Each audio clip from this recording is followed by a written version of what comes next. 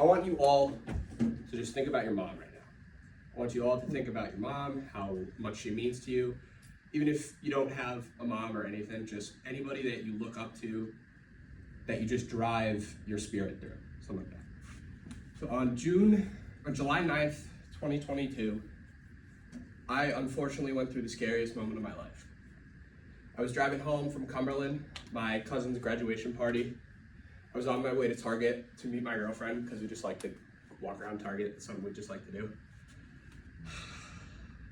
do. Most car accidents happen within about 7 to 10 minutes of your house or your destination. That's what happened to me. I unfortunately flipped my car on 295. It's the scariest moment of my life. I remember it. It was such a beautiful day. Sun was shining. It was about like 5 o'clock-ish. Sun was just beaming in the sky, blue skies, not a cloud in the sky. Wind nose down, playing, I remember the song, it was Rock You Like a Hurricane by Scorpion. Fun fact, your car does not continue to play music when you get into a car accident. So I get into a car accident, I flip the car, and I just kind of have an out-of-body experience, like in Doctor Strange, when like his soul kind of comes out of his body, and I just felt like I watched it from outside of the car while I was inside of the car. I just remember the tire screech, the flip, the loud noises, the light flashing before my eyes. It was the scariest moment of my life. I crawled out of that car. Luckily, someone above was watching me, and all I had was a cut on my head. But that blood was coming down, and I remember just tasting the metallic feeling in my mouth. It was horrible. I sat on the guardrail, and I just looked at my car, flipped over. Best deal in my life, by the way, was a 2014 Subaru Legacy, like 45,000 miles, and I got it for 10K. So, screwed up the worst deal in my life. I eventually get rushed to the hospital, called my mom. I was okay. Really didn't need to go to the hospital, but I called my mom. She drove very illegally from Main Ave in Warwick to me on 295. She ran through a cop to get to me, and I just remember as I was getting in that ambulance, seeing her face, I felt like I had let her down. It was one of the hardest experiences I've ever had, and a horrible thing to say. So I get to the hospital, and on the way, I'm thinking, holy crap, I work at 6 in the morning. How am I gonna get to work? I'm not gonna leave this hospital probably till like 2 in the morning. And I was also starting a new job as well, so I had to work 2 jobs that day. I was working my morning job at a dog daycare, and I was starting my first restaurant job later that night. I eventually do leave I remember sitting in that hallway, just waiting to be taken care of, and I've never really felt alone, but in that moment, I felt completely alone. But I had out waiting in the waiting room, my girlfriend, my mom, her parents who drove 35 minutes in to get to me in Providence, just to make sure I was okay. I wasn't alone. And now I'm thinking, am I gonna have to call out of work? And then I think back to my mom. Think back to my freshman year when my parents had just separated. Money wasn't a very good experience with us. Like we weren't in a great spot for money. My mom had some car issues and wasn't able to pay for those to get fixed. So she had to take a train from Warwick to Dedham, Mass every day for work because she's a teacher up there. So I'm thinking, why would I call out of work if my mom did that? That's my why. My mom is my why. So I eventually do go to work. I work my 6 a.m. shift. My boss is like, why are you here? And I'm like, why not? I'm able to get here. I woke up, I'm still here. God was watching me, I'm still here. He's like, all right, no problem. I eventually go through my shift and go to my next job. My new job is working at Carrabba's. I'm a host, like all black. I had we were supposed to wear all black shoes as well, but I wore sneakers. And when I got there, I walked up to my boss, who was my boss at the time, and I said, "Hey, yesterday I apologize. I'm not wearing the correct footwear. I got into a car accident, so I wasn't able to go out and buy a pair of work shoes." He's like, "You got into a car accident?" I'm like, "Yeah, I flipped my car yesterday." And he's like, "Why are you here?" And I said, "Why not?" Because what am I to my mom if I don't dedicate my time and my work ethic like she does? So we get to talking about it. He's making sure I'm okay, and then he tells me, "I've never had a new employee do something like this. You didn't need to come in, but you still did. You were dedicated to this job, and you wanted to make a name for yourself." So that's what I did.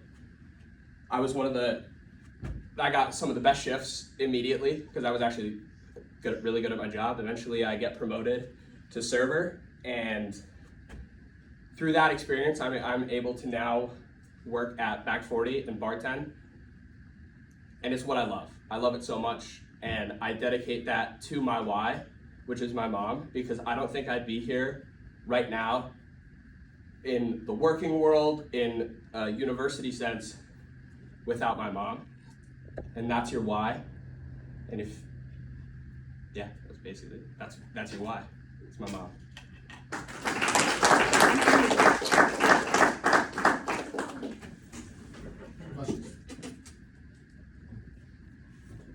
Have you listened to Rocky Like a Hurricane? Because I know people that have gotten into car accidents, and it's kind of like they don't listen to the song that was playing when it happened. Yeah, I have. I eventually got over it, and the first couple times I had listened to it, it was like kind of sent like a shockwave through me, but now I'm fine. So when you were sitting on that guardrail after you flipped your car, what was the first thing that you thought to yourself after the whole incident went down? Are my parents gonna be mad at me, basically? Like, I was just so scared that they were just gonna think less of me, and it's really hard to think about. Actually, I didn't mention it, but my dad was at the Red Sox game when that happened, and my mom called him.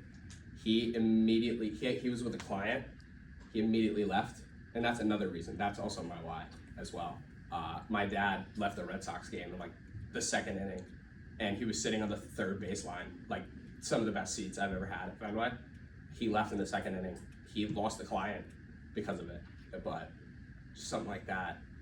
I just didn't want to let my parents down, but I knew in that moment my dad came and saw me. He eventually came to the hospital as well, and once I saw him there, I felt at peace a little bit. Yeah. You're a leader in a group setting. How do you hand out criticism if you need to? I pull them aside. I simply tell them, I'm not mad at you. I don't think less of you, but there's some things that aren't getting done that I need to talk to you about and you need to address. I think that's how I would do it. What's your proudest accomplishment? Proudest accomplishment?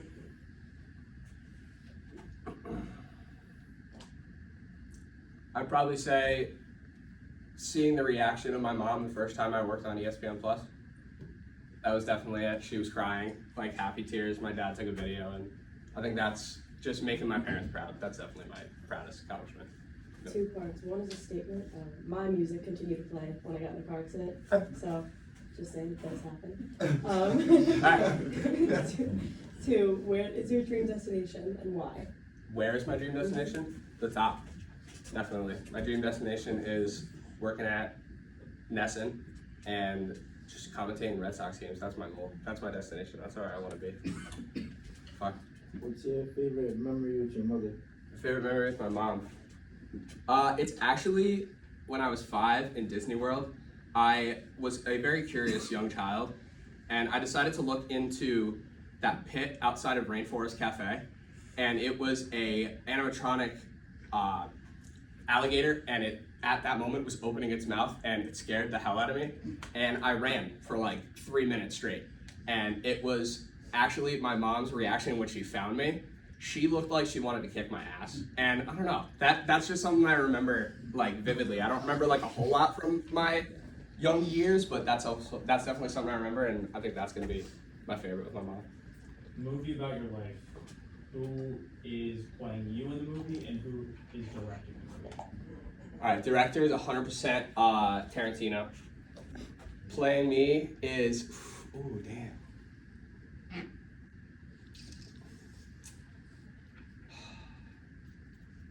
I think the teenage version of C in Bronx Tale. Like once he gets older. Talk about the struggles of like restaurant life, being a server, working at a bar, and how, like what parallels do you take both in life and from this class that kind of resonate to your job behind the bar? I think it's that gas factor, that give a shit factor. It's definitely that. Like I don't understand why people, and some of my coworkers as well, will just show up to work and not want to be there. I think the give a shit factor definitely translates into that, but also as well like getting to this class too, because like yesterday I didn't leave work till like 12:30. I got home at like 1, didn't fall asleep till like 2. So like I'm on like 4 hours of sleep.